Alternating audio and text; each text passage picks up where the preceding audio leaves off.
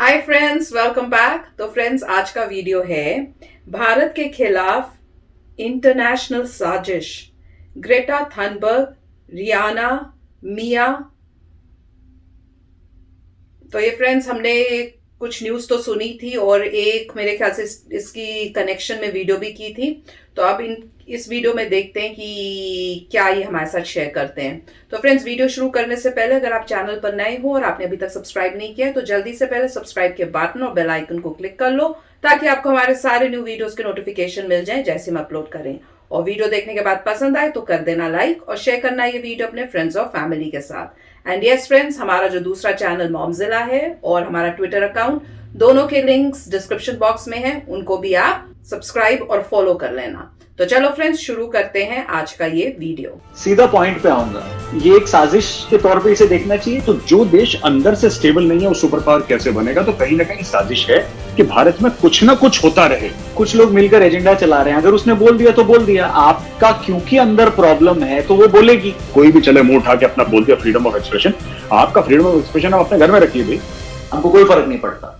भाई भले धनिया और पुदीना का फर्क ना पता हो, लेकिन आजकल फिरंगी सेलिब्रिटीज भी भारत को ज्ञान दे रहे हैं। वाह, नमस्कार, जय हिंद, मैं हूं रौनक। ये वीडियो पूरा देखना क्योंकि एंड में आपकी फेवरेट कविता भी है जो इंडिया के खिलाफ प्रोपेगेंडा को चीरते हुए आप तक पहुंचेगी। और वैसे भी कल का दिन काफी एक्शन पैक्ड रहा। रियाना से लेकर ग्रेटा तक और कनाडा से बुर्ज खलीफा तक, आई मीन मियां खलीफा तक, सबने जमकर भारत को डेमोक्रेसी पर ज्ञान बांटा। बताइए, पूरी दुनिया में इनका खुद का देश वॉर छेड़े हुए है और ये लोग ह्यूमन राइट का ज्ञान हमारे देश को दे रहे हैं, उंगली हमारे ऊपर उठा रहे। बेचारी, हाउ डेयर यू वाली दीदी ग्रेटा फैंटम बनने के चक्कर में होमवर्क वाली चिट्ठी लीक कर डाली और अच्छे खासे प्लान का सत्यानाश कर दिया। लेकिन यहां पर बात खाली ट्वीट की नहीं है, बात खाली प्रोपेगेंडा की नहीं थी, बात एक बड़े खेल की है जिसकी शुरुआत अब हो चुकी है। बात अब हमारे देश की ग्लोबल इमेज की है और बात इसकी है कि भारत अपने मुद्दे खुद सुलझाएगा या दुनिया के सेलिब्रिटीज हमको सिखाएंगे कि देश कैसे चलाएं। इसी पर एक खास बातचीत करने के लिए हमारे साथ जुड़ गए हैं मेजर गौरव आर्या। जय हिंद, मेजर गौरव आर्या, वेलकम। जय हिंद, जय हिंद, बहुत बहुत धन्यवाद आपका। मुझे सीधा पॉइंट पे आऊंगा। आम जनता जो देश की है वो यही जानना चाहती है कि जब भारत के इंटरनल मुद्दों पर बाहर से बड़े बड़े लोग ट्वीट करते हैं और सोशल मीडिया पे कमेंट्स करते हैं, तो ये एक साजिश के तौर पे इसे देखना चाहिए या फिर इसको हल्के में लेना चाहिए कि फ्रीडम ऑफ एक्सप्रेशन है, वो वहां से बोले या कहीं से भी बोले, हमको कोई फर्क नहीं पड़ता। साजिश नहीं, इसमें देखिए, फ्रीडम ऑफ एक्सप्रेशन का फायदा उठाया जाता है। चाइना इसको 3 वॉरफेयर स्ट्रेटजी कहता है, जो उनके पूरे स्ट्रेटजी में एक फ्रेमवर्क में ये एम्बेडेड है और वो लोग इसकी हर साल 2 बार प्रैक्टिस भी करते हैं, जिसमें साइकोलॉजिकल वॉरफेयर है, मीडिया वॉरफेयर है और लीगल वॉरफेयर है।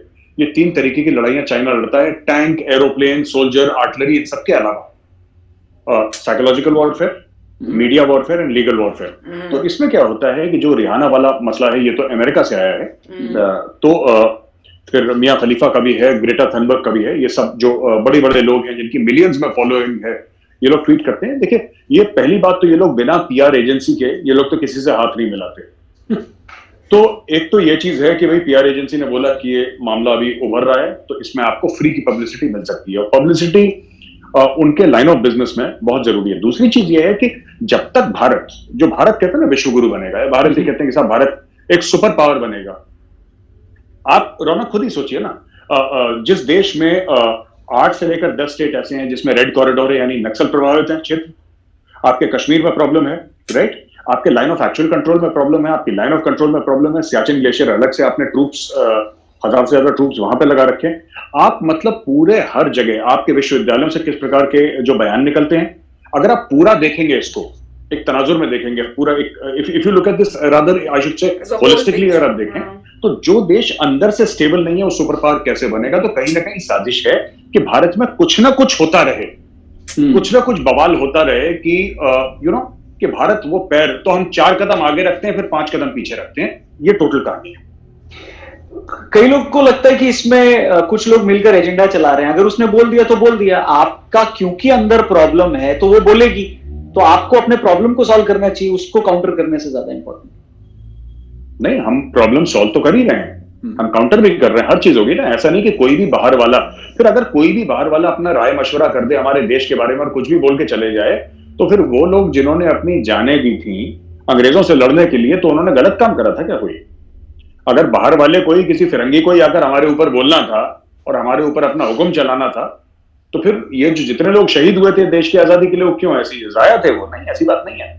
बात यह है कि इंटरनल मैटर होता है, देश की सॉवरेनिटी होती है भाई, आप ऐसे नहीं कर सकते। खुद मुख्तारी हम लोग कहते हैं, अगर हमारा मुल्क एक खुद मुख्तार मुल्क है तो ठीक है, उसकी गरिमा होती है, देश की हमारे कॉन्स्टिट्यूशन की गरिमा होती है। आप ऐसे नहीं कर सकते, कोई भी चले मुंह उठा के अपना बोल दिया फ्रीडम ऑफ एक्सप्रेशन। आपका फ्रीडम ऑफ एक्सप्रेशन आप अपने घर में रखिए भाई, अपने क्यों थोप रहे फ्रीडम ऑफ एक्सप्रेशन? अब हम बोलते हैं फिर उनको बुरा लगता है। यूथ बहुत सारे जो है वो इन्फ्लुएंस इसलिए हो जाता है क्योंकि उनको लगता है मिलियंस में फॉलोइंग है तो वो सही बोल रहा होगा। ऐसे लोग को क्या बोलना है, आपको क्या कहना चाहेंगे आप ऐसे लोग? नहीं, मुझे देखिए, मिलियंस ऑफ फॉलोअर्स तो ऐसे बहुत सारे लोग हैं जिनके मिलियंस ऑफ फॉलोअर्स हैं, तो ऐसे इन्फ्लुएंस, मुझे ऐसा लगता है कि थोड़ा सा अकल का इस्तेमाल करें, थोड़ा सा अपने इल्म का इस्तेमाल करें, अपनी नॉलेज का, ज्ञान का इस्तेमाल करें, और एक आर्ग्यूमेंटेटिव माइंड। सिर्फ ओपिनियन देना बड़ी बात नहीं है, उस ओपिनियन के पीछे तथ्य क्या है, ये बहुत जरूरी। तो हमारे यूथ से तो मैं ये आग्रह करूंगा, हाथ जोड़ के विनती करूंगा कि भाई आप लोग जरा सोचें समझें कि कौन है रिहाना का क्या एक्सपर्टीज है। रिहाना ने फार्म लॉज पढ़े हैं, रिहाना को पता है फार्म लॉज में क्या लिखा है, कैसा लिखा है, क्या है प्रॉब्लम, क्या पता कुछ, ये क्यों करे गए हैं, ये सब नहीं पता।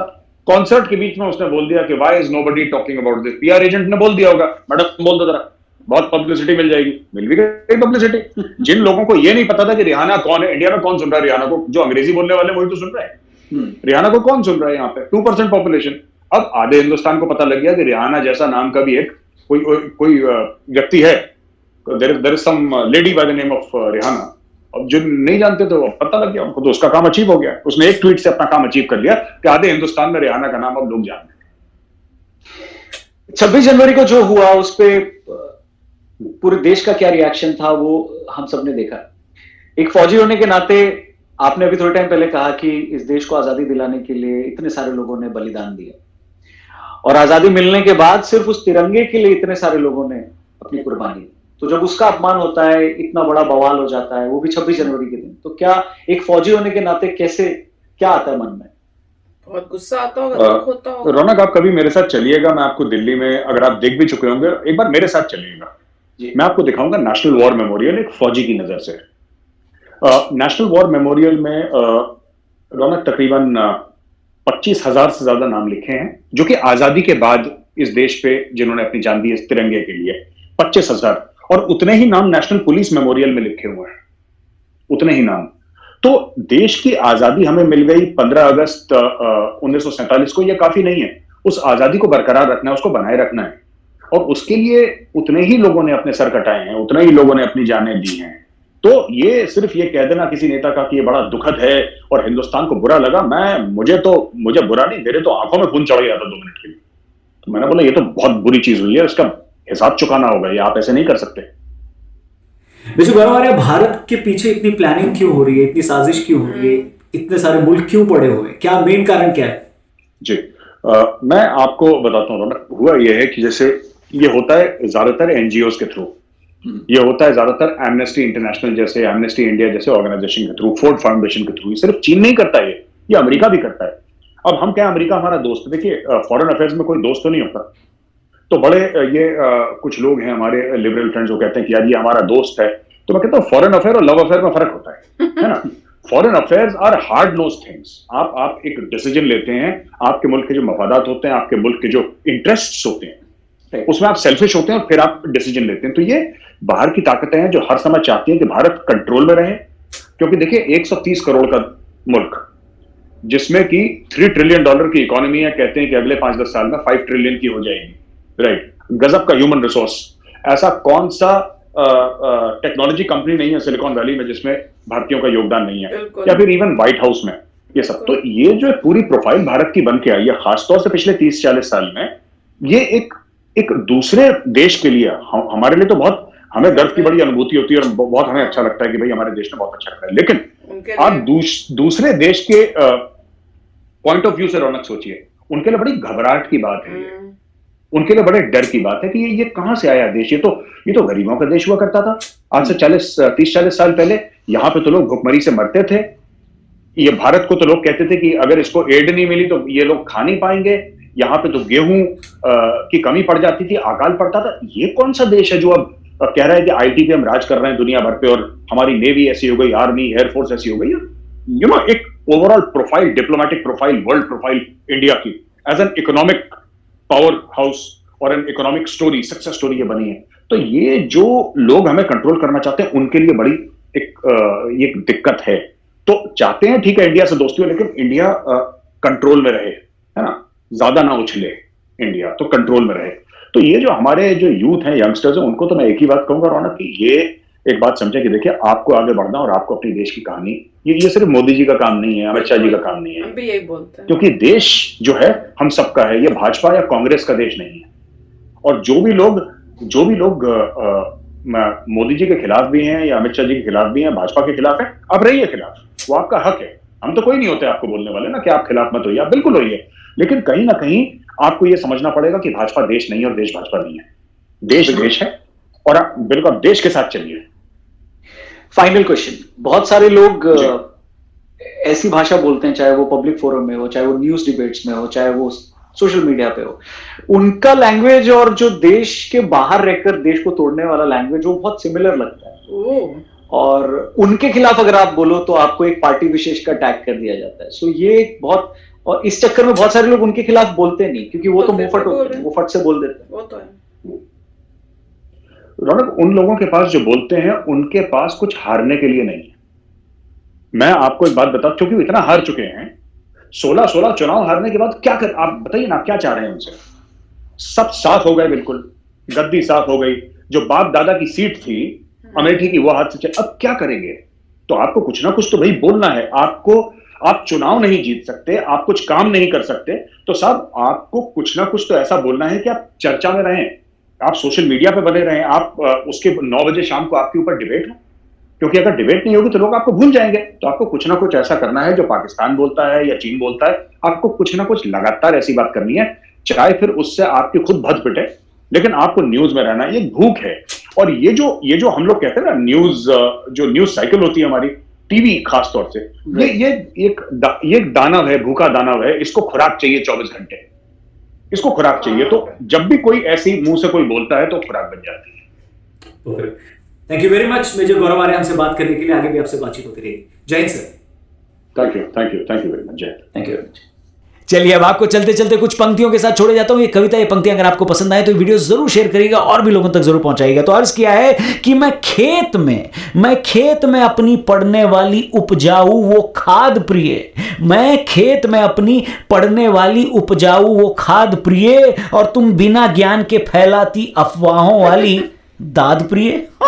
अरे तुम गाती हो अंग्रेजी में पर टॉपिक चुनती देसी हो, अब पूरा भारत देख रहा तुम कितनी बड़ी कलेसी हो। अरे तुम सोशल मीडिया पर देती हो ग्रेटा वाला ज्ञान प्रिय, पर खुद ही खुद का कर देती हो लीक सारा प्लान प्रिय। How dare you. अरे तुम पॉप का शोर शराबा हो, मैं गीत गजल का फैन प्रिय।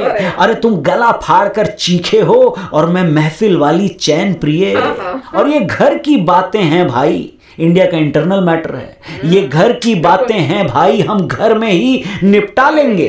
कितने भी लोग हो रूठे पर हम उनको फिर भी मना लेंगे। और मैं स्कूल टाइम की शैतानी, तुम लिस्ट हो बड़े बहानों की।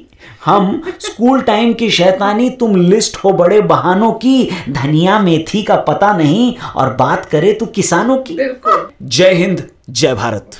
तो अच्छा था। और काफ़ी यहाँ पर भी यूएस में भी कंट्रोवर्सी चल रही है। और मुझे भी पहले शॉक हुआ था कि ये रिहाना को और ग्रेटा को क्या हो गया। मिया के बारे में मुझे पता नहीं है, तो मुझे मोस्टली जो न्यूज़ आ रही थी वो क्योंकि यूएस में रिहाना की पहले आई है और फिर जो है ग्रेटा की आई थी।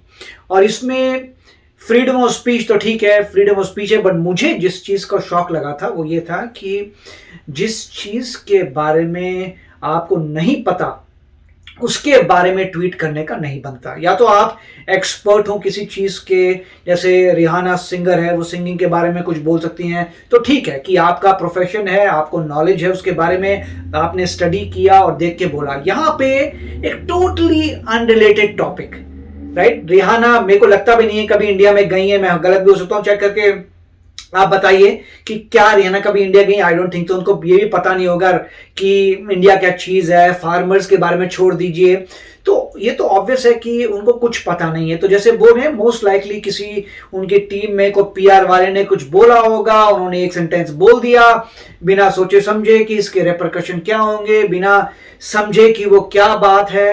तो यहां मेरे ख्याल से गलती हो गई। आपको कभी भी कोई जो सेलिब्रिटी है, जब तक उसे खुद वो उस बात के पीछे नहीं खड़ा होता, उसको नहीं ट्वीट करना चाहिए, क्योंकि आपको पता नहीं हुआ क्या, आपको कोई आइडिया नहीं है, तो आपको नहीं लिखना चाहिए। पहली बात ये। दूसरी बात, वो भी दूसरी कंट्री के बारे में। अपनी कंट्री में तो चलिए बोल सकते हो तो बोल लो, दूसरी कंट्री में भी इंटरफेयर कर रहे हो नहीं, वो अब जब पता है फ्रीडम ऑफ स्पीच है। जैसे मान लीजिए अभी म्यांमार में मिलिट्री कू हुआ है, ठीक है, तो लोग बोलेंगे कि मिलिट्री कू अच्छी बात नहीं है, ठीक है, तो किसी और कंट्री के बारे में आप बोल सकते हैं अगर आपको पता हो एग्जैक्टली हुआ क्या है, राइट। यहाँ पे आपको पता नहीं है तो आप बोल रहे हैं। सिमिलरली ग्रेटा है, जिनको पता नहीं है कुछ भी, फिर भी बोल रहे हैं बंदे। तो यहां मेरे ख्याल से गलती है कि उन लोगों को पता नहीं है कुछ भी और ऐसे ही बोले जा रहे हैं, तो इसको गलत बात है। उनको भी सोचना चाहिए कि गलत कार्य किया था।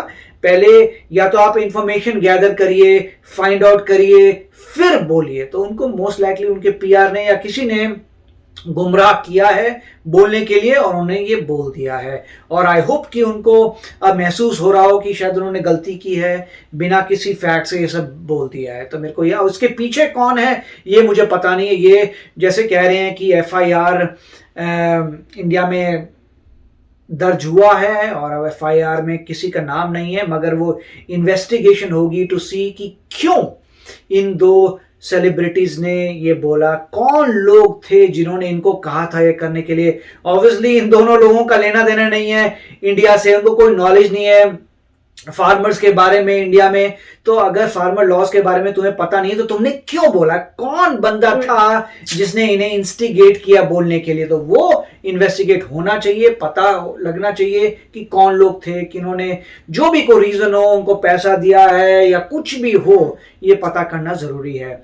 और इनको जो सेलिब्रिटीज है उनको भी मेरे ख्याल से थोड़ी फीडबैक मिलेगा कि अगर आपको किसी चीज के बारे में नहीं पता तो अननेसेसरी मत बोलिए।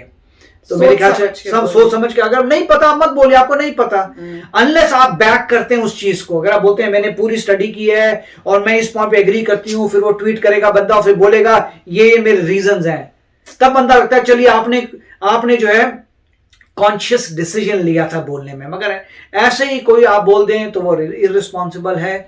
और इसीलिए मेरे ख्याल से सभी लोग इनके पीछे ट्रोल कर रहे हैं बोलने के लिए कि आपके पास इन्फॉर्मेशन क्या है, किस बेसिस पे आपने बोला। नहीं, और साथ में हमने न्यूज थोड़ी सी मैंने सुनी थी कि कुछ इसमें पीछे से कुछ लीक भी हुआ, जिससे कुछ पंगा मतलब क्लियर हो रहा था कि कुछ लफड़े हैं।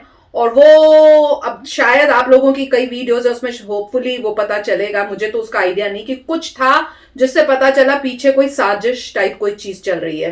तो देखते हैं अगर वो वीडियो हमको मिल गई आपकी सजेशन में, अगर वो हुआ उस वीडियो में, तो वो भी और थोड़ा क्लियर होगा। तो चलो फ्रेंड्स, चलते हैं, मिलेंगे नेक्स्ट वीडियो में बहुत ही जल्द। Till then take care and bye bye. तो अगर आप मेरे इस चैनल पे नए हो तो जल्दी से सब्सक्राइब के बटन को हिट करो और बेल आइकन को क्लिक करो, ताकि आपको मेरा जब नया वीडियो मैं लगाऊं आपको उसके बारे में जल्दी से पता चल जाए।